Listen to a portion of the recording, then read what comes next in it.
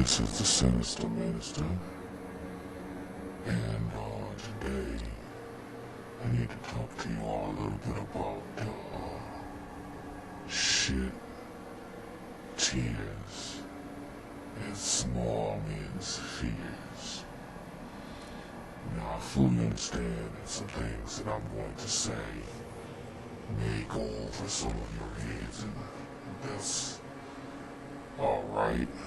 That's to be expected, but there's a whole bunch of bullshit that I'm witnessing that I need to dig a little bit deeper into. What I've been seeing running rampant everywhere these days is classic examples of something that is called groupthink. Now, some of you may have heard of that before, and some of you may not have, but I'm going to explain what that is and how it has been affecting basically everybody on this motherfucking planet.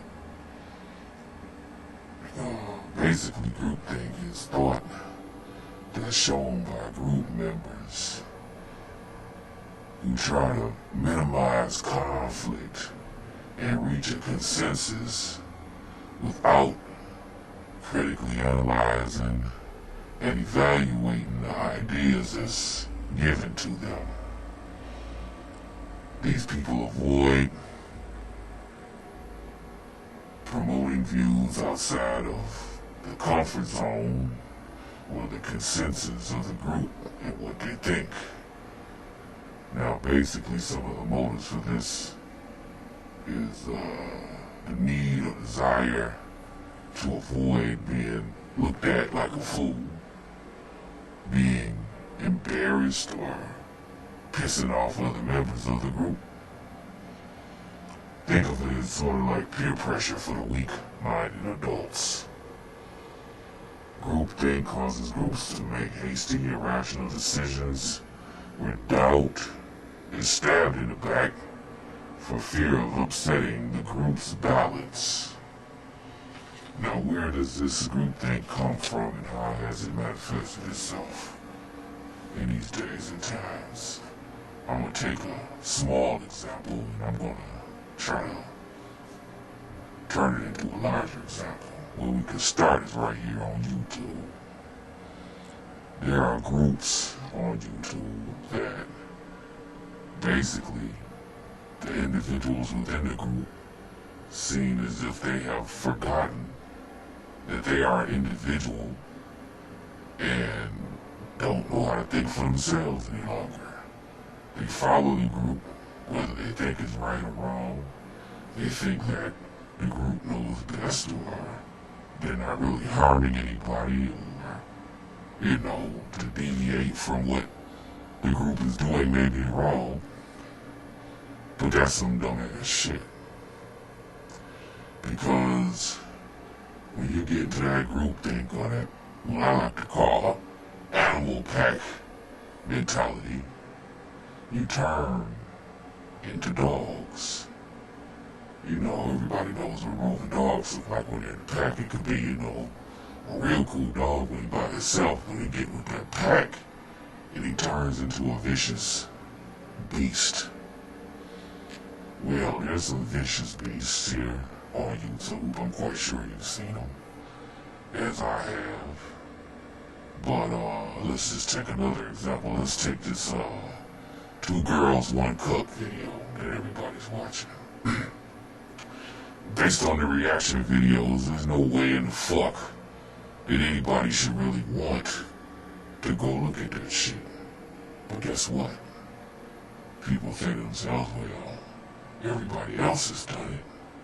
Why can't I do it? The curiosity and basically just being nosy as fuck has a person to go into places where they normally would not have went. And then they come out of it feeling sorry that they even went here. That's what groupthink does for you. So for all of you YouTubers who just follow whatever the going trend is and They tell you to go jump off a fucking bridge next, and you say, well, everybody else has done it. They'd expect to find your ass drowning in the ravine at the bottom of the fucking cliff. Now, on a broader scale, let's look at what's going on in America right now.